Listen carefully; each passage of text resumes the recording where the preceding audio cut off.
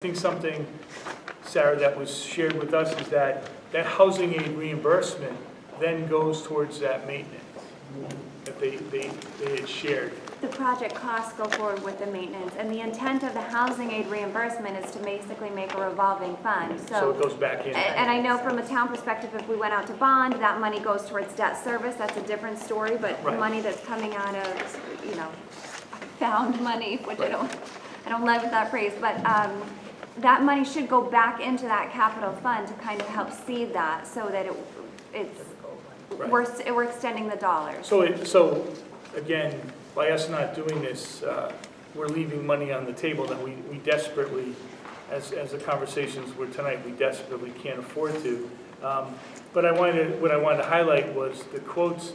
So we had some recommendations, some quotes from Secure Our City when they did the assessment. Mr. Martin had a company, CIS, come in, and I shared all that with you, to give us exact quotes for buildings on our intercom system, and it was significantly higher, but under that $500,000 threshold.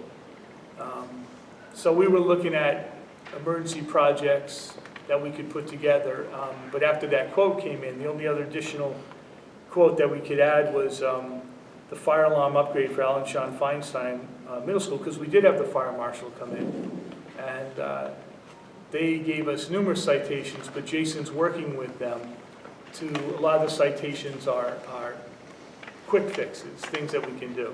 But I wanted to throw this on the list because this is a $12,275 cost about upgrading the Alan Sean Feinstein Middle School that we'll be forced to do. I mean, we're not going to have a choice. So by throwing it on the list, and if the commissioner approves this list, then at least we're eligible for reimbursement. We may not be able to do most of the items, but if there's 3 or 4, like if we could take care of the strobe lights and get 40-some-odd% reimbursement on each one, then we can reinvest that. It's better than just leaving it on the table. Like I said, we don't have to have the money up front. We don't have $500,000, definitely. But because of the pay-as-you-go, it allows us an opportunity to take a project at a time, and then we'd only have to pay our 65% or 55% if the reimbursement is 45%. So that's why we want to proceed with this. Again, I know, Mr. Pearson, you asked a question, I think last time, with our something about our capital list, and these items right here, at least the safety items that have been identified through that Secure Our City assessment, and then the fire alarm that was identified recently by the fire marshal's visit. So these are based on, like I said, emergency, what we consider safety needs. Can I just add one more thing, too? Sure. I think the other thing to keep in mind is that if we put this in to ride, and all of a sudden the next day we had a pump house go, which luckily we fixed that last year, so hopefully that wouldn't happen again. But that was something that was truly an emergency situation. I think that we would have the possibility to contact RIDE to say, listen, we were going in this direction, but we have to fix this now. Can we say we are not doing this project anymore? We don't have the funds available for the intercom system. This is a true health and safety issue that we're going to have to fix no matter what. I think it would at least open the door for them to allow us to switch that reimbursement to something that was a legitimate emergency that we had no choice. So again, if this had been on file last year, we could have gotten that reimbursement potentially when we had to fix the Band-Aid. So. Makes sense. Any other questions for Jim? Sorry, full of questions tonight. I'll save my big question for last because I just want to make sure I'm clear. It looks like we've gone out to quote. We received some quotes last week. Did we only approach one company for quotes? For the intercom system? I didn't go out to bid. I simply requested requested a quote. So this is just for information? Correct. Okay. Correct. Yeah. Just want to make sure. We didn't go out to bid. Just to get an idea of what it is. Okay. So clearly and simply articulate, I'm sorry, the motion's a little unclear to me. What are we approving tonight? Specifically. This is for me to submit this to RIDE, this, These We're projects. approving you to submit this to RIDE. right, Okay. I just Right. wanted to make sure I yeah, understood that. yes. Thank you. Any other questions? Are we ready to motion? Go for it, Dave. Madam Chair, I make a motion to approve emergency funding from the Rhode Island Department of Education for repairs, parentheses, school building authority capital funds, and the parentheses. I second the motion. Any further questions from the committee? Anything from the public, comments, concerns? Seeing none, all in favor? Aye. Chair votes aye, any opposed? The ayes have it, motion carries 4-0. Moving on to number 26. Mr. Levis, did you want to speak to Sure, this? discuss and approve the establishment of a dedicated capital reserve fund. We've talked about this as part of the process to go forward with any capital request from RIDE, that we have to either have an existing dedicated capital reserve fund, or we have to be willing, when I say we, it has to be the municipality and the school district, to establish a dedicated capital reserve fund. You know, we believe that, you know, and I shared with you a sample letter. It's a sample letter, but it basically just shows the willingness. Right now, we receive funds on an ongoing basis from the town that can only be used for certain purposes, the impact fees. We don't want that to just be the funds, but we already receive on an annual basis impact fees. And that fluctuates year to year. We had met with the town council 2 meetings ago, and we shared that we talked to the school committee about that prior to that, going before them. And the first conversation we had was just a discussion to say, this is what we need to establish. And then we also had a conversation about an idea that we have about looking at cell phone tower funds.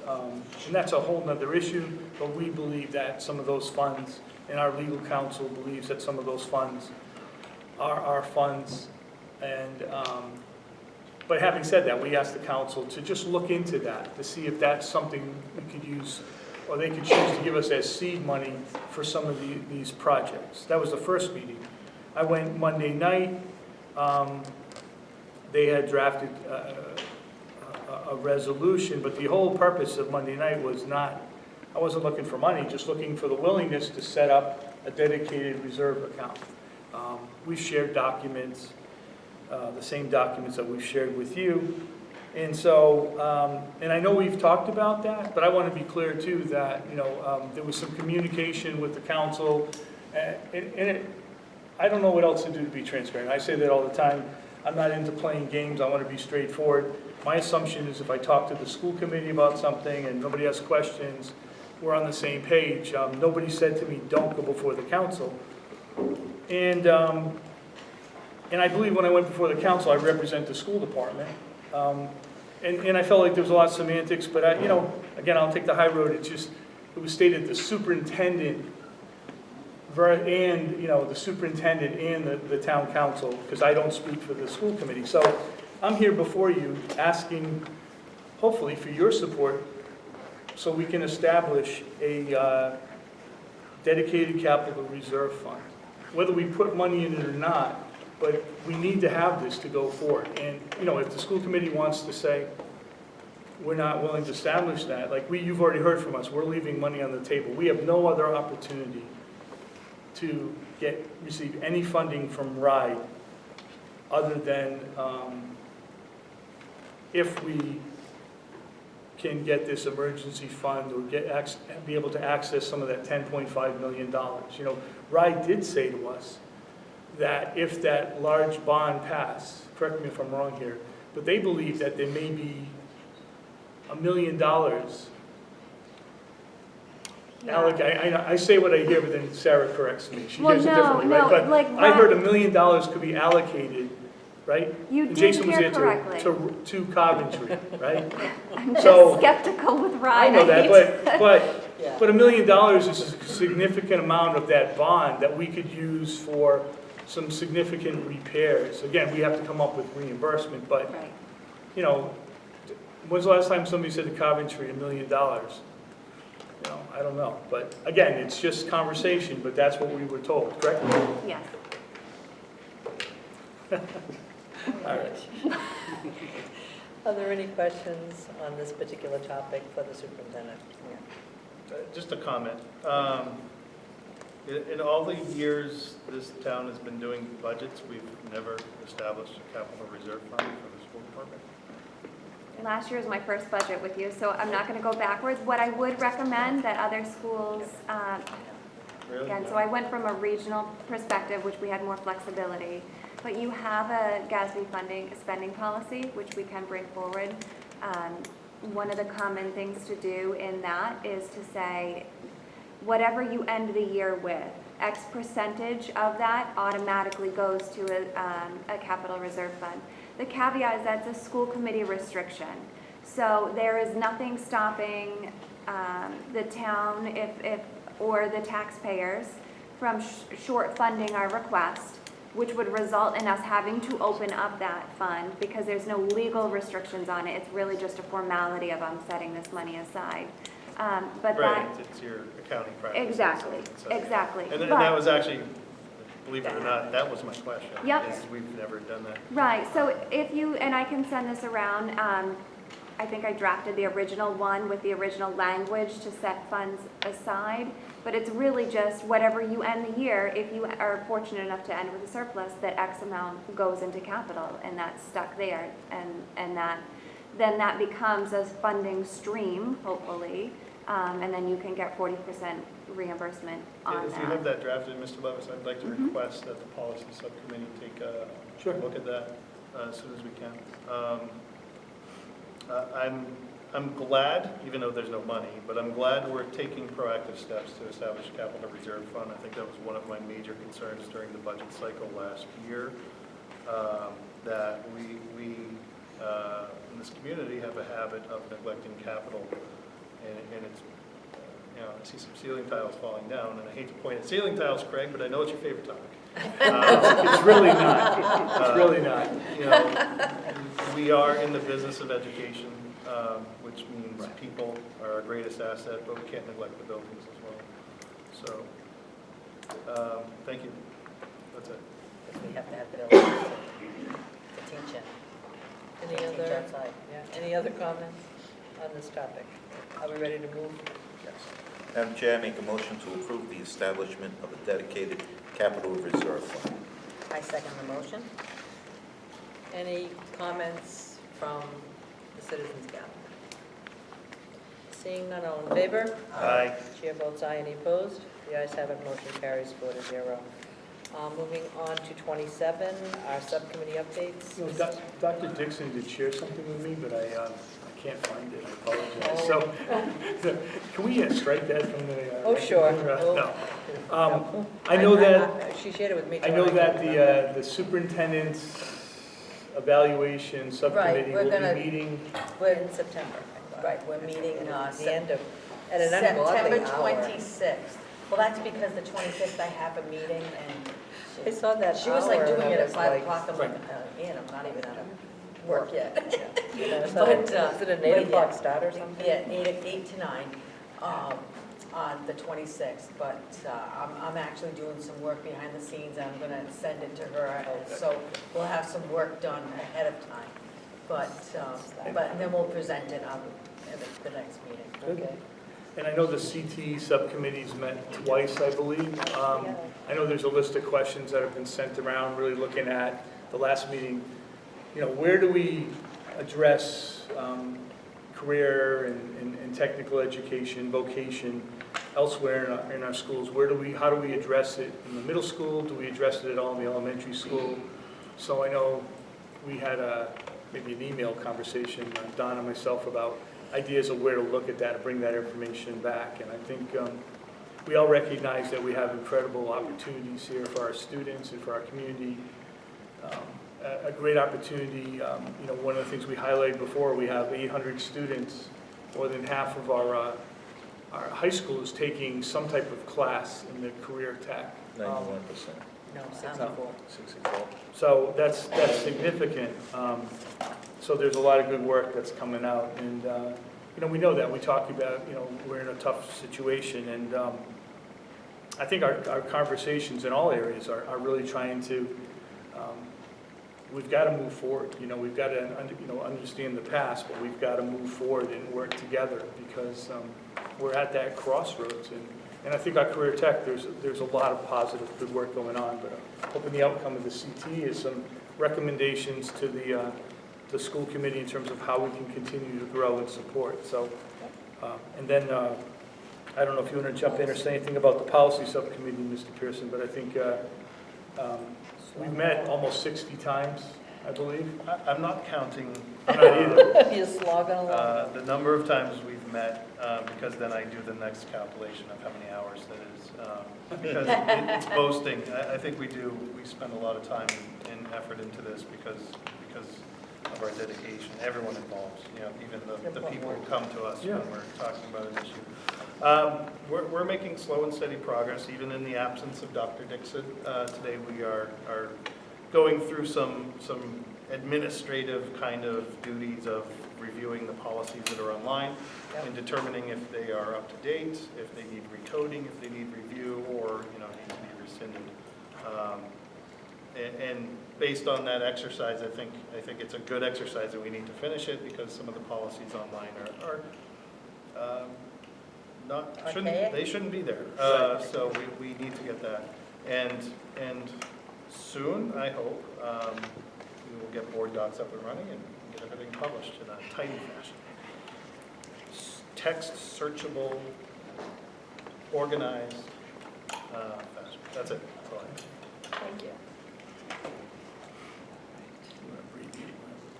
And we're going on to the superintendent's report? I'm gonna, Unless there were some questions from the public on those subcommittee reports. Seeing none? Okay, superintendent. so I have a lot of things in there. I'm gonna defer some. I can address some other ways, but I just want to, the school safety update, I will be requesting, the colonel's out this week. I think he's at his war college. I'm sure he's doing some amazing coursework there. But when he comes back, we're going to request a joint session with the town council to go over the secure our city, but to really talk about school safety. And there's been, I think it's long overdue.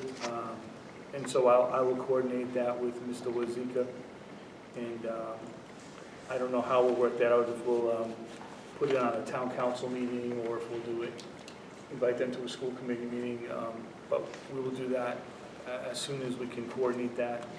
I do want to share about the Coventry High School principal update. That Mr. Cowart facilitated that process. We have 16 individuals. How many on the committee? Yes. 14. Like I said, you had 14 individuals. And, I think you did a great job. They did a great job. And our guidance to them was that anybody that's brought forward, you have to be comfortable with that could become the high school principal. And you guys spent a lot of time. At the end of the day, we had over 30 applicants, I believe, when we started. There were numerous ones that weren't certified. The committee chose not to interview anybody that wasn't certified, which I think makes a lot of sense. At the end of the day, they interviewed 4 candidates that they could come up with an agreement that these were potentially individuals that, at least on paper, looked as if they would be an appropriate candidate. And at the end of the day, they made a decision not to put anybody forward of the candidates, that feeling that that none of the candidates were qualified to be principal. And we knew that was a potential. That wasn't, weren't leading in that direction. So what I'm going to do is, by the next school committee meeting, I'll come back with you. I'm going to appoint from within an interim principal for the remainder of the year. And then, and we'll have a plan, we have a meeting, I actually had to move around, but there'll be a meeting next week with myself, Mrs. Andrews, the high school administration. I'm trying to think who else is going to be part of that. Maybe that's it. That's it. And we're going to come up with the plan, because I want to come back to you with the plan. And then we'll repost the position when most other districts repost, which will be probably right before the holidays in December for July 1st. So I just wanted to update you on that. The last thing I'm going to say, like I said, I'll address the other things later on. The RIDE on-site fiscal review, I just shared a reference with you that the Department of Ed is going to be coming out, and we were looking at, Mr. Pierce and I were looking tonight at one of the policies around time and effort, and it has to do with, RIDE's going to come out and look at our CRP, what is it, CRP, Comprehensive Resource Plan, no? Consolidated Resource Plan, sorry. And which is all of our title grants, our IDA funds, Title I, Title II, Title III, Title IV, and maybe something else I'm forgetting. And they're going to look at how we operate those grants. And you know, we have a single audit that takes place every year on one of our federal programs, but this will be more comprehensive. They're coming out in November, I believe. Right, and just to be clear, this isn't because there were anything was done wrong. They periodically will go through. Usually it's on a 3 to 5 year cycle that they'll hit each district, so this was just lucky enough to be the year that we got selected. I thought it was one of your emails or something. I know, it could have been me poking at RIDE, I don't know. But really, our approach would be preparing just like we would with any other audit. There are some areas that going through, I think, have been identified as weaknesses, not necessarily in the financial operations, but more like inventory tracking. So just to give the committee an idea, as I go through this process, areas that I see as weaknesses, I will identify those as weaknesses. I'm not usually under the approach to let somebody come find something. I'll say, this is what we've found, and this is how we're going to fix it. So when RIDE comes out, I plan on not only having the financial information prepared, but also the internal controls, and we will self-identify the weaknesses and self-identify what we think should be the corrected action plan. And if they choose to add to that, then that's fine. But you know, we can share that with you. We will have our regular auditors out before the November 8th, which is their tentative on-site review. So it's an undertaking, but I'm also just looking at it as, yes, we know we have areas that need to be cleaned up, so this will kind of expedite some of that process, so. And the last thing, I wanted Mr. Anderson on the last, Mr. Anderson here for the last two, but I know we left early, but I do want to talk about just the opening of school. That the feedback that I've received, now granted, I don't receive feedback from everybody, but I think our opening day was very upbeat and positive. I know we had several school committee members were able to attend. I know that not everybody is, but I appreciate that. But then the follow-up days with the professional development in the schools, what I've heard from teachers and people that have emailed me, staff that have emailed me, that it was very, very positive. One teacher, I believe their high school teacher that has taught 32 years, sent me an email, said it was the best opening day and the opening of the high school that they had experienced. Despite the heat, you know, I know it was horrific conditions. You know, in the high school, for instance, you have sections that people were freezing, and there's other sections where it was like a smokehouse, you know.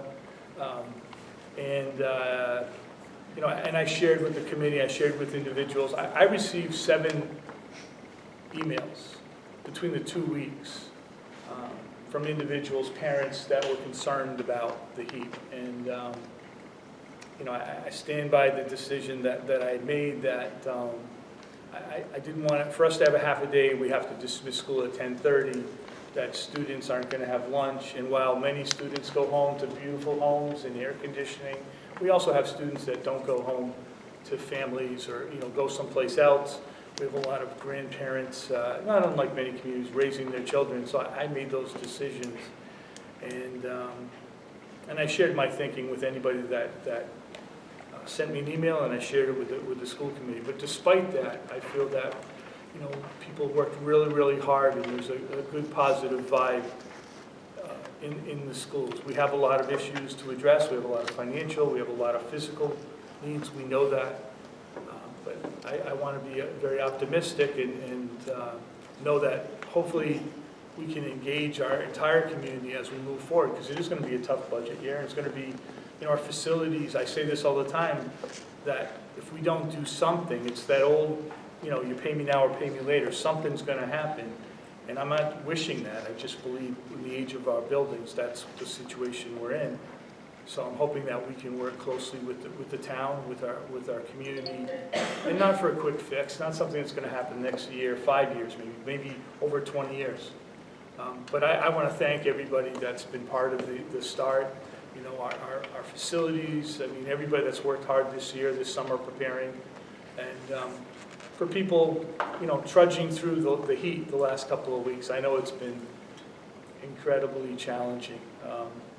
In fact, one day I came to the high school, I wore my sport coat and shirt, and I was soaking wet, and I had people like, oh, you should take that off. And I said to a few people, I did it for effect, I needed people to see that, I'm suffering too, but no, it was really difficult, really hot. And I just want to say thank you to everybody for being professional and doing the best that you can under those conditions. So that's it. Any questions for the superintendent on his report? Any comments from the gathered? Okay. Thank you, Mr. Levis. We can move on to 29, the chairperson's report. I have nothing to report. So we can move on to citizens' comments. Are there any comments from the citizens gathered? Seeing none, we can schedule the next meeting. Is there a motion? Madam Chair, I make a motion that the next meeting of the school committee be scheduled for Thursday, September 27, 2018, at 6 p.m. at Coventry Town Hall. I second the motion. All in favor? Aye. Chair votes aye, motion carries 4-0. And is there a motion to adjourn? Madam Chair, I make a motion that the meeting be adjourned at 9:05 p.m. Second the motion. All in favor? Aye. Chair votes aye, any opposed? The ayes have it, motion carries 4-0. Thank you, everyone, for attending. Thank you, Madam Chair.